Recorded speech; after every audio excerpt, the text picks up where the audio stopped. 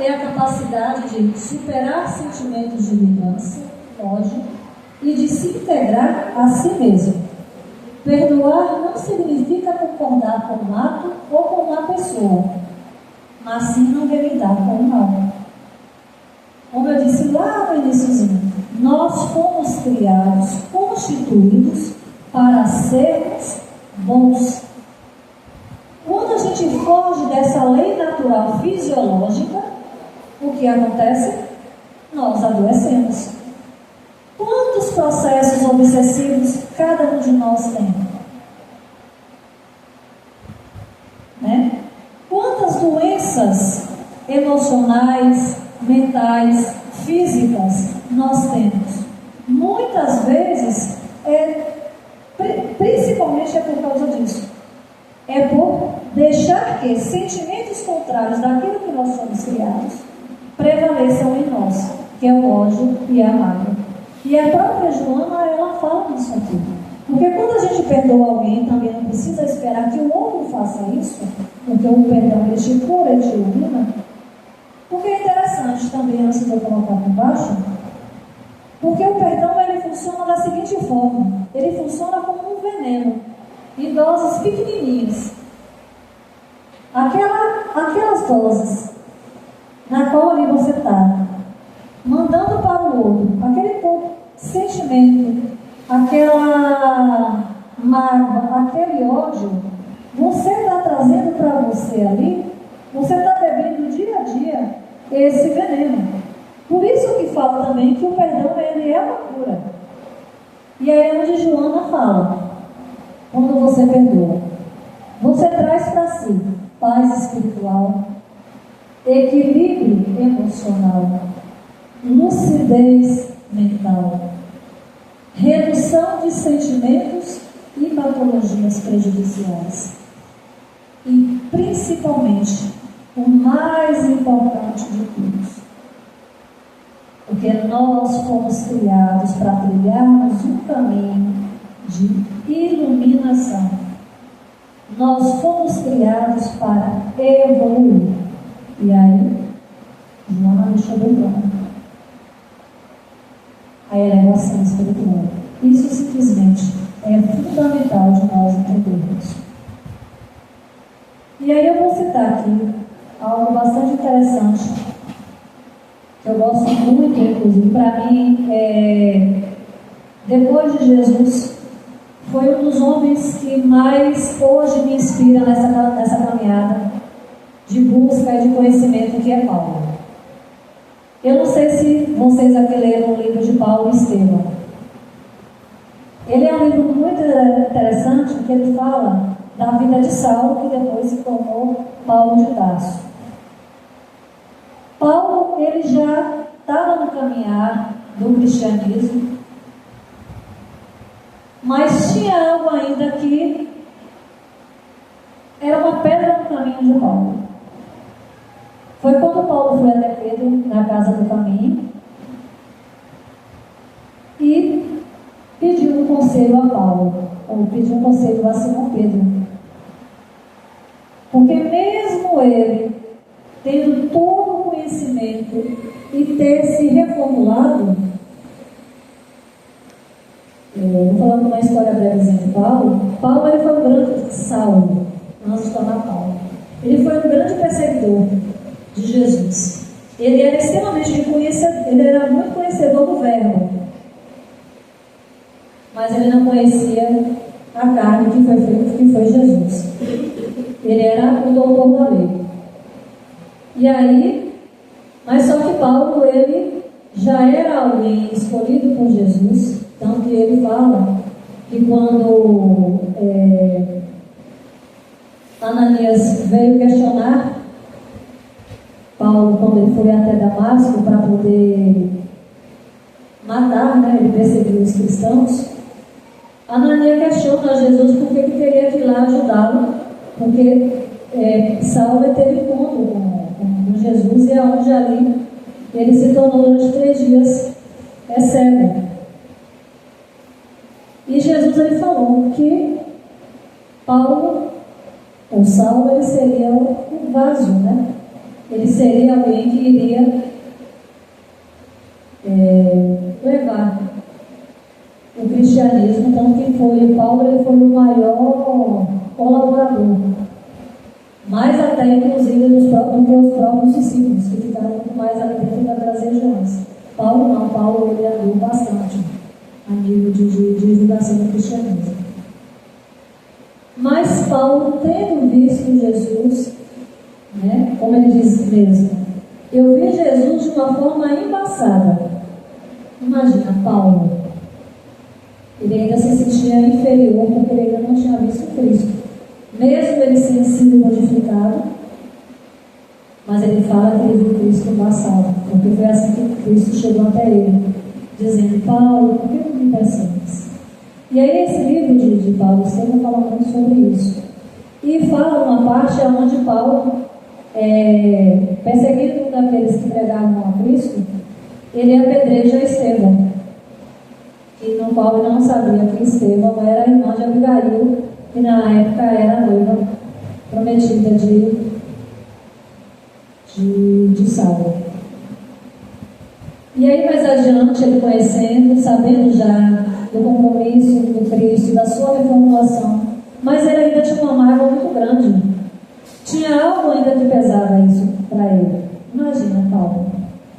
E aí é quando ele vai na casa do caminho e busca o conselho de Simão, falando que o que incomodava muito ainda a ele era a falta de perdão que o pai de Paulo não tinha dado a ele, porque isso ainda impedia de verdade de que Paulo seguisse mais um pouco à frente.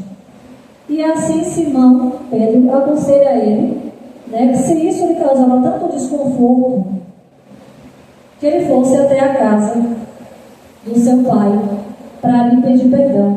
Por quê? Porque Paulo ele foi criado, na época, Saulo, para ser o doutor da lei. Ele veio de uma condição financeira, né, muito grande, e o pai esperava dele ali que mais à frente, inclusive, ele fosse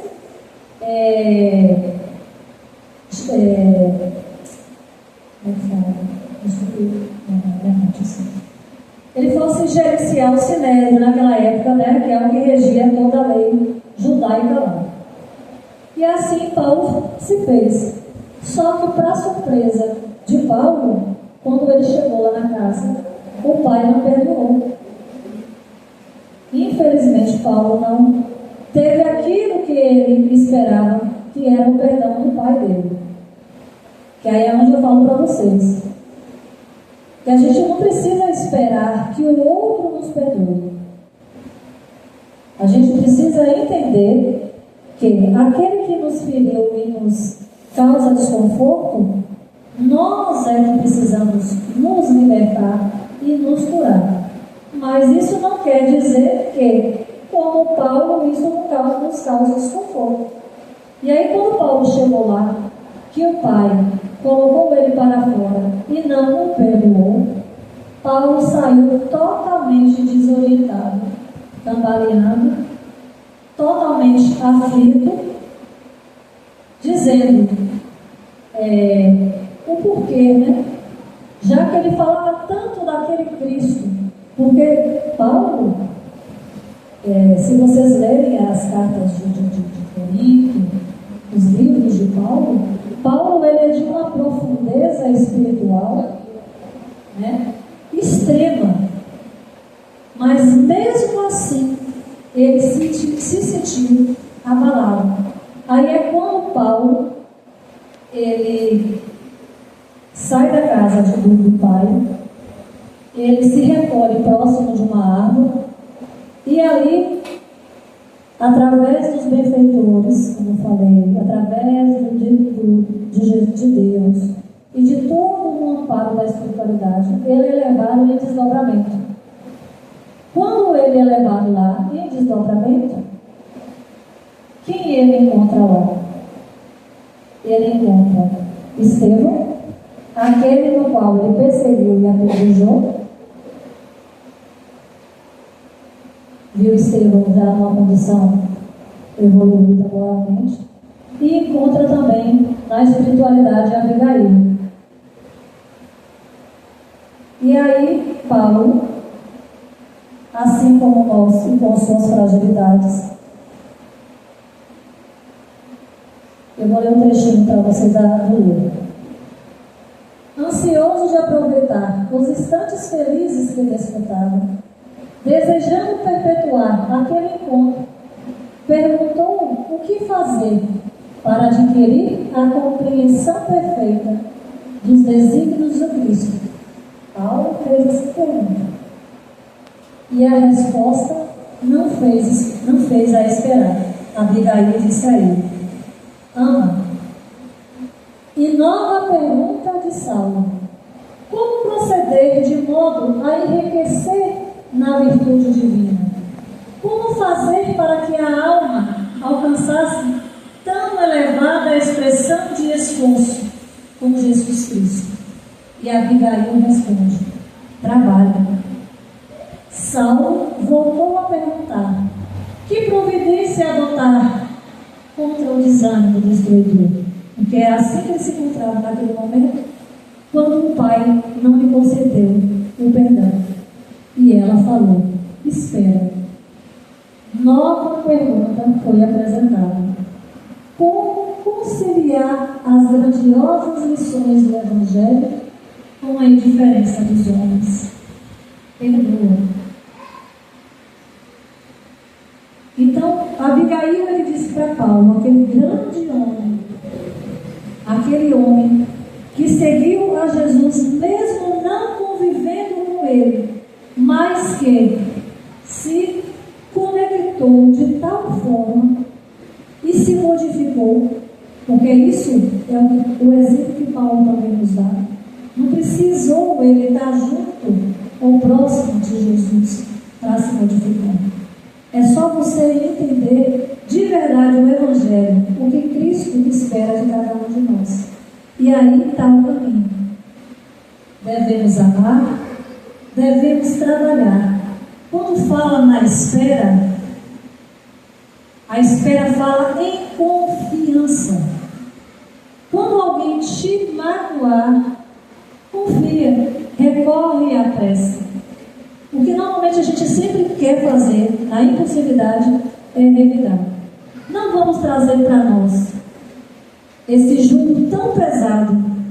Não vamos usurpar dessa lei que não nos cabe a nós.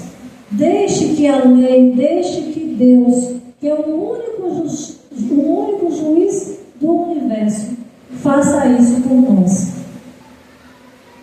Porque nós temos dois caminhos a seguir. Ou a gente entende isso e coloca aquele ofensor e dizer: Deus, eu não consigo perdoá-lo. Espiritualidade amiga, não consigo me auxiliar. Agimos de inteligência emocional, ou a gente age de maneira muito mais difícil e dolorosa, que vai ser trazer para nós essa mão de juiz. E aí o que vai acontecer? Nós vamos para desvios, nós vamos entrar com processos difíceis de provas e de expiações. Então, hoje, eu tentei falar um pouco para vocês da questão do perdão.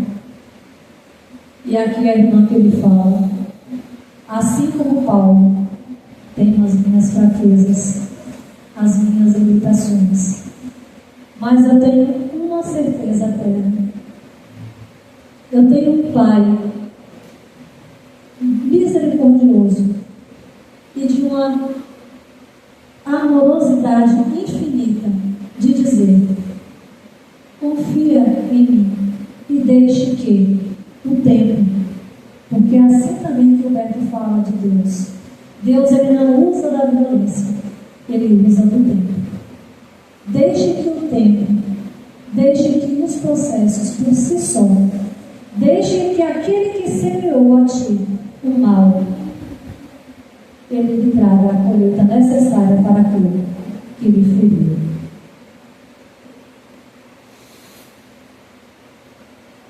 E aí eu vou colocar uma música que tem muito a ver com, acho que todo mundo conhece, que é a Santa Cecília.